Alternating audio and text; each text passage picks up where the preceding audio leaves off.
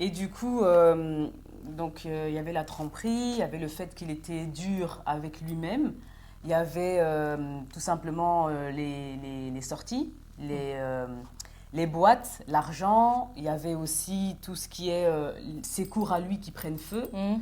et aussi vos disputes. Mhm. Mais du coup, où est-ce que tu veux en venir avec tout ça? Ce que je veux en venir avec tout ça, c'est que, tu vois, dans le Nouveau Testament, Mhm. des fois en parlant de Jésus, des fois on va l'appeler Fils de l'homme, Oui, ou des fois on va l'appeler Fils de Dieu. tout à fait. Et donc moi, à quoi j'attribue ça? Comme tu vas voir et tout, la Bible et tout, c'est une histoire d'un peuple. C'est l'histoire d'un peuple, c'est l'histoire d'une coutume, c'est une histoire d'une culture politique et d'une géopolitique, c'est tout un truc comme ça. Mhm. Et qu'est-ce qui se passe? Et tout, moi, pour moi, Jésus, quand on l'appelle Fils de l'homme, on a vu que à partir de 12 ans, il était déjà dans le temple. Mais à partir de 12 ans, en fait, il a maîtrisé son histoire. Tout à fait. Il a maîtrisé son histoire et tout, on voit de génération en génération.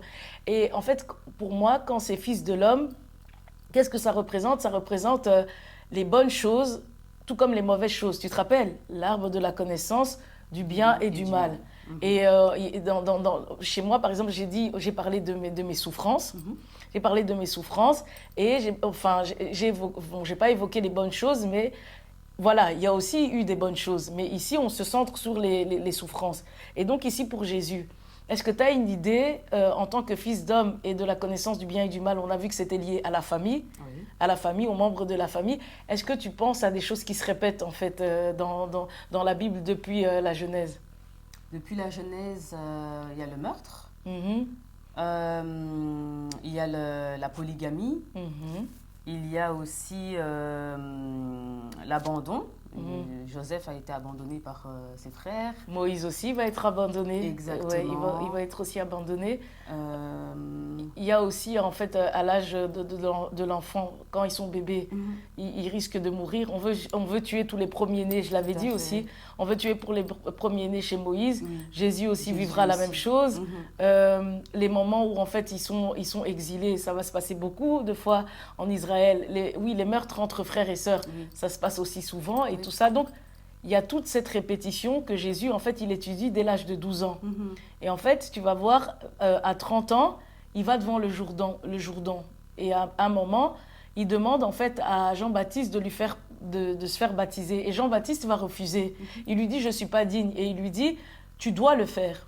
En fait, il dit, tu dois le faire et tout pour suivre les trucs. Et donc, quand il va dans les Jourdains, avant d'aller dans le Jourdain, qu'est-ce qu'il fallait d'abord faire? Il fallait confesser ses péchés. Mhm. Et les péchés, c'est en lien avec les malédictions des liens familiales. Donc, c'est toute Mhm. l'histoire de Jésus, La donc de la généalogie. généalogie. Donc, Jésus, il confesse ses péchés. Et quand il rentre dans l'eau, qu'est-ce qui se passe? Il sort. Mhm. Et il y a une colombe qui sort, le Saint-Esprit, et on dit qu'une colombe qui sort du ciel, et on entend la voix de Dieu, on dit, voici mon fils bien-aimé, en qui j'ai mis toute mon affection. Et donc, ça devient le Fils de Dieu. Ouais. Donc, il y a le Fils de l'homme avant qu'il rentre, et puis il y a le Fils de Dieu. Et Mhm. on a vu que le Fils de l'homme, c'est avec toutes les malédictions, avec toutes les bonnes choses. Les bonnes choses aussi, c'est qu'on voit que souvent, en fait, aussi, Abraham, il était riche, Jacob aussi était riche, et Israël était un peuple très riche. Mhm. Donc, pour dire la connaissance du bien et du mal. Et donc, quand on va au niveau du Fils de Dieu, c'est parce qu'il a confessé ses péchés. Ok. Donc ici, par rapport à Fabrice, où je veux en venir, moi pour moi, la tromperie, son compte dur, l'argent qui brûle, les disputes, le fait que il porte en fait du coup, il porte sa croix même par rapport à sa blessure. Mhm. Moi pour moi, quand tu vois que dès l'enfance aussi, il a failli mourir à plusieurs reprises et tout ça et tout, le côté où en fait il est dans les boîtes et toutes ces choses, moi très vite en fait je me dis que c'est de son transgénérationnel. Ok. C'est de son transgénérationnel, c'est lié à sa famille. Ouais. Ça le regarde. Parce qu'à côté de ça, moi, j'avais créé avec lui une relation qui fait qu'à la maison, par exemple, Fabrice, tu pouvais. En fait, à la maison, il buvait pas. Ok. À la maison et tout, il y avait beaucoup de choses qui ne faisait pas, qui faisait à l'extérieur. À l'extérieur, il était encore. Pour moi, à l'extérieur, il était happé par tout ce qui est lié à la culture, à tout ce qui est lié aux coutumes et happé par les liens de famille. Ok. Et ça, c'est des choses que je n'ai jamais voulu porter. Mhm. Et donc, pour moi, avec sa mort ici physique, ça me fait penser à la pierre qu'ont rejetée ceux qui bâtissaient, qu'ont rejeté. Ça veut dire que lui, il est mort. Et d'ailleurs, quand il s'est fait, à l'enterrement par rapport au tombeau, moi, j'ai pas financé ça. C'était que la famille qui a financé. Et donc, pour moi, toute cette structure familiale a été ensevelie avec. Mais comme on a dit que la mort n'empêche pas la répétition.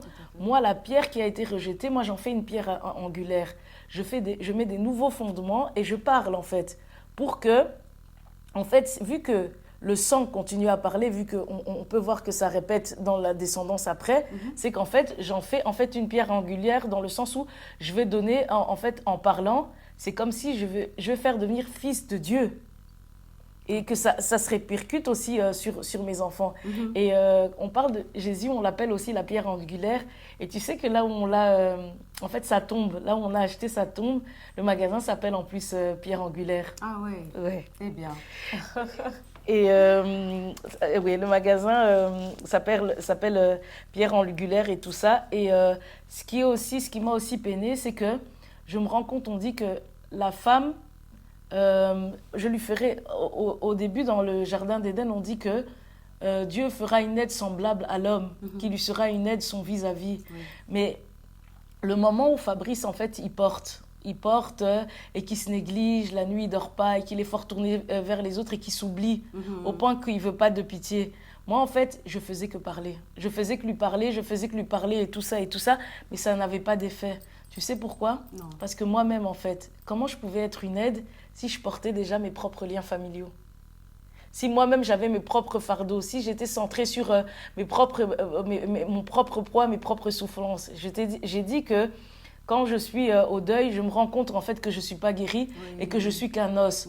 Donc, j'avais beau en fait lui parler, j'avais beau faire les choses et tout, Fabrice et tout, il était happé par le système de sa loi familiale parce que moi-même, je n'existais pas et je ne pouvais pas l'aider. Et je me dis qu'aujourd'hui, ici, j'avais cette prise de conscience et que j'existais, que je n'étais pas une aide pour ma famille. Peut-être qu'aujourd'hui, en fait, je l'aurais parlé et je l'aurais aidé, en fait, à se centrer sur lui. Mais si moi-même, je n'étais pas centrée sur moi, ce n'était pas possible. Oui, je vois. Et donc, aujourd'hui, en termes de pierre angulaire, j'aimerais qu'on lise 1 Corinthiens 11 à 12. Alors, 1 Corinthiens 11 à 12. Toutefois, dans le Seigneur, la femme n'existe pas sans l'homme, ni l'homme sans la femme. Car, de même que la femme a été tirée de l'homme, de même l'homme naît de la femme, et tout vient de Dieu. Ok. Qu'est-ce que toi, tu comprends quand on dit que l'homme naît de la femme? Comment tu conçois ça? L'homme naît de la femme. Ce que je comprends là-dedans, c'est que l'homme suit la femme. C'est plus ou moins ce que je comprends. Okay. Il suit la femme, c'est-à-dire que si la femme évolue, l'homme évolue. Et donc, il peut naître au travers de l'évolution de la femme. Ah, ok. Toi, tu vois ça comme ça. Moi, je vois ça comme ça. Donc, t'as pas tort. Okay. Pour moi, dans ce truc-là, il y a 2 sens. Il y a le sens biologique. On sait très bien que c'est les femmes qui accouchent. Ah oui, effectivement. Il y a le sens biologique et il y a le sens suivre l'homme. Ça s'appelle, pour qu'il suive, il faut une sagesse. Oui. Il y a le sens, donc il faut avoir une certaine sagesse. Et j'ai dit que pour moi, la sagesse, c'est l'esprit de Dieu. Oui. Et au sens biologique, il y a le Fabrice né de l'homme. Au sens biologique, il est né de sa mère. Et de sa mère découle toute cette histoire de boîte, sa brûlure, les tromperies, toute cette vie. Et il faut se dire que voilà, vous allez vous mettre en couple et tout ça et tout. Toutes les personnes, elles seront là avec leur lignée de l'arbre de la connaissance du bien et du mal. On a vu que Jésus, c'est à 12 ans qu'il a commencé à étudier son histoire. C'est à 30 ans que le Saint-Esprit est venu. Donc, il y a 18 ans plus tard. Exactement. Il y a toute une progression par rapport à ça. Et donc, toi, quand tu vas voir et tout, tu vas dire « Ah, il m'a trompé et tout, je le laisse. Ah, il m'a fait ça et tout ça. » On a bien vu que moi, en fait, vu que je m'accrochais dans le sens de l'arbre de vie, vous avez vu comment les événements qui m'ont poursuivi m'ont permis de casser l'arbre l'arbre de la connaissance du bien et du mal. Et donc, par rapport à ça, donc pour moi, j'associe le sens biologique, c'est sa maman qui lui a donné naissance et il y a toute leur histoire. Ok. Et ça, leur histoire, ça les appartient. Aujourd'hui, il est mort ici, j'avais dit au deuil, j'avais entendu où il n'a pas donné la voiture, ils essayent de me faire porter des histoires qui ne m'appartiennent pas. Je ne vais pas porter.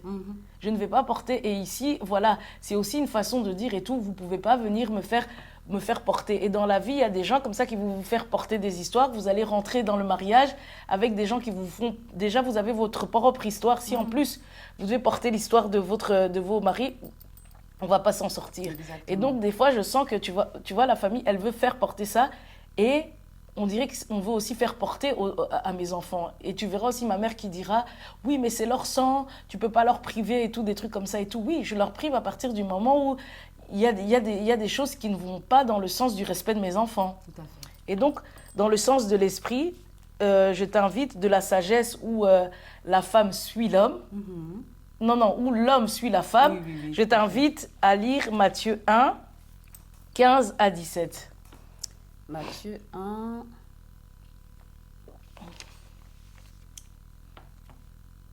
Matthieu 1, 15 à 17. Oui.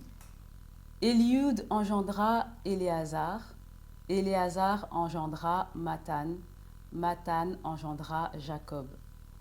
Jacob engendra Joseph, l'époux de Marie, de laquelle est né Jésus, qui est appelé Christ.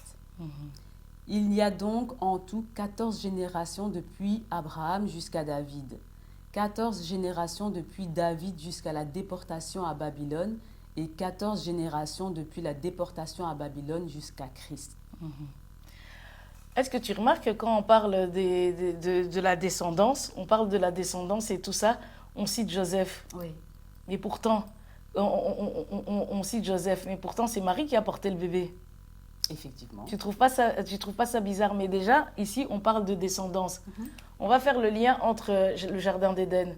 Le jardin d'Éden, tu te rappelles, on parle de l'arbre de la connaissance du bien et du mal, et on parle de l'arbre de vie. Et en fait, ici, dans le Nouveau Testament, l'arbre de vie, c'est la généalogie. Ici, regarde, on parle, il engendra telle personne, il engendra. Ça, c'est la généalogie du Fils de l'homme. Ok. Et il y a la généalogie, pour moi, la généalogie de l'arbre de vie, c'est toutes les personnes qui ont renoncé, qui ont coupé avec leur généalogie et qui se sont attachées à Dieu. Tu vas voir Abraham, à un moment, il lui demande « quitte ta patrie ». Ils vont à un moment aussi, Moïse lui-même, il doit quitter en fait l'Égypte pour pouvoir sauver Israël, tu vois. Et donc, en vérité, dans le Nouveau Testament, on montre deux arbres, et ici, en fait, on parle de généalogie. Et je vais te demander de lire Matthieu 1, 24 à 25. Alors, Matthieu 1, 24 à 25. Joseph s'étant réveillé, fit ce que l'ange du Seigneur lui avait ordonné, et il prit sa femme avec lui. Mais il ne la connut point jusqu'à ce qu'elle eût enfanté un fils, auquel il donna le nom de Jésus. De Jésus. Il ne l'a connu point. Moi, dans ma version, on dit ils n'ont pas eu de relation conjugale. Ok. Il ne l'a connu point. Donc, ils n'ont pas de relation sexuelle. Et tu ne trouves pas ça fou? Quand on cite la descendance de Jésus, on cite Joseph. Oui. À quoi ça te fait penser?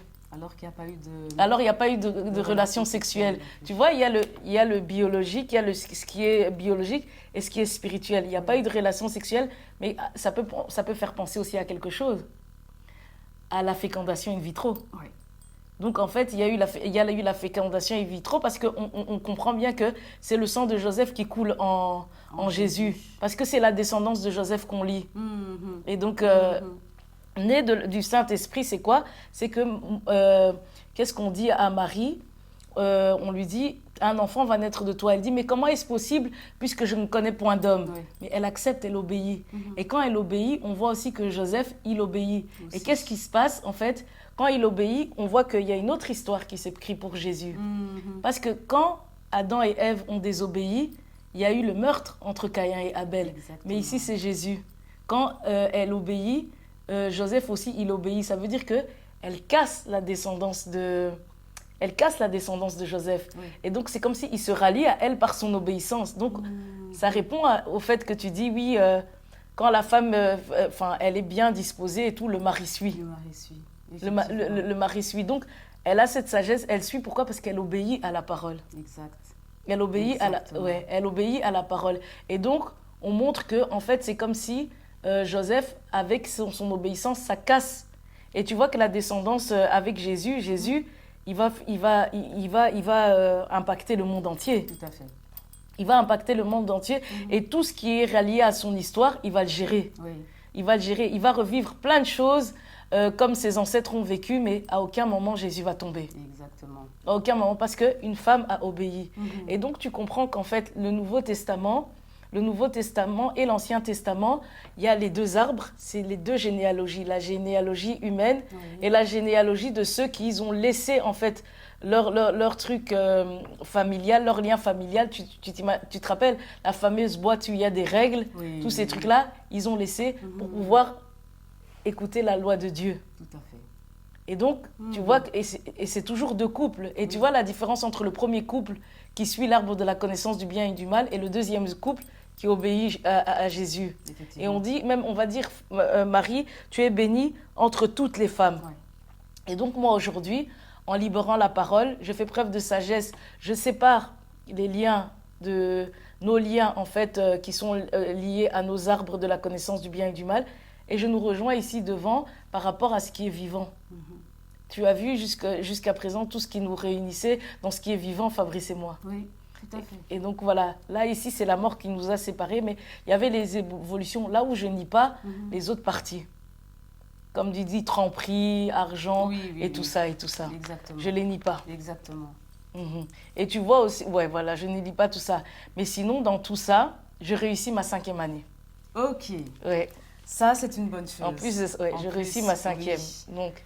Et oui, Fabrice il était vraiment attentionné par rapport à ça aussi, par rapport à tes études. Exactement. Il t'a quelque part conduit aussi vers la réussite. C'était un point où quand j'allais pas à l'école ou que je m'absentais, il me criait dessus en fait. Ah ben voilà. Ah ben oui.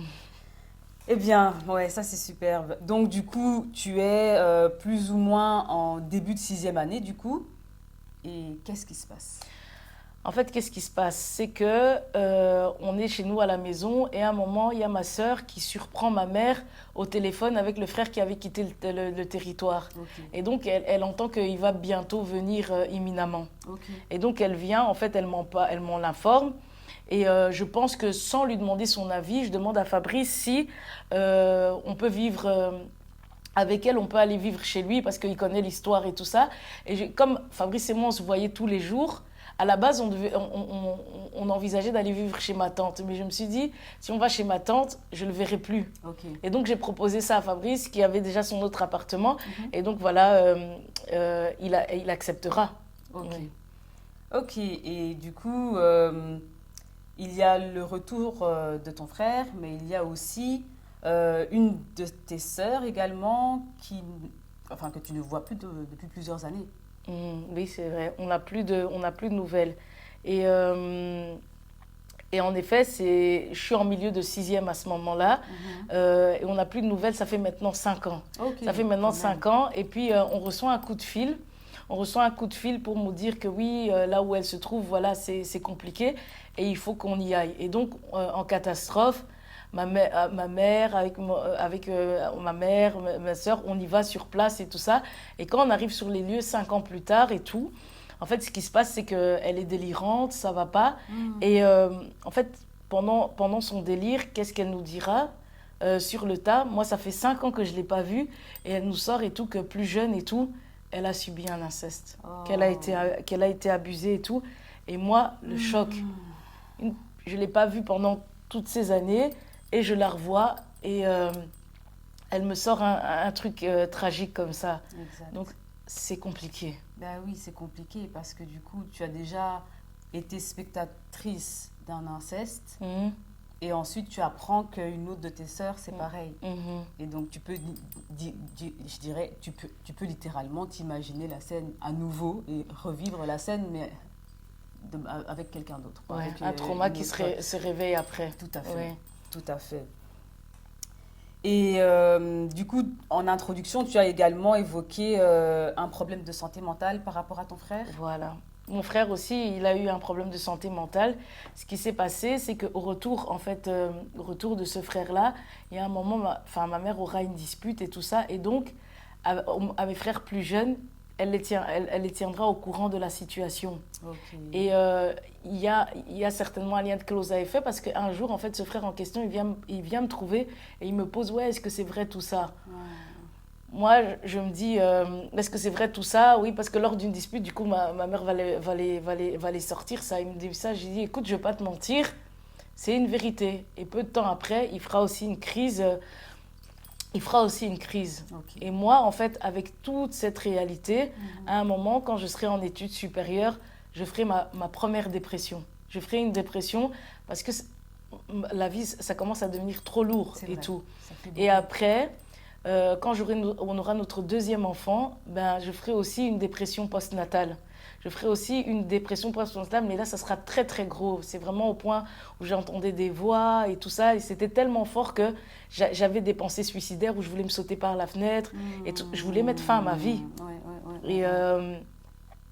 avec ça, plus tard, il y aura aussi dans, dans la génération de nos enfants, il y aura un enfant aussi qui subira aussi un inceste, mais d'un membre qui n'a rien à voir avec ma famille. Ok. Un parent qui n'est pas de ma famille qui subira aussi ça. Avec une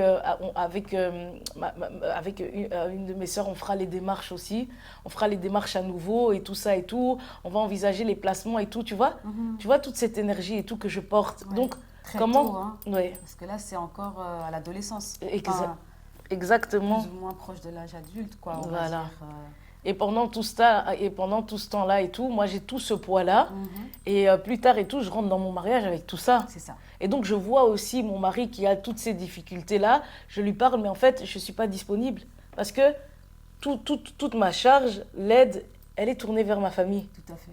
Tu vois? Tout à fait. Mhm. Oui, oui, oui. Et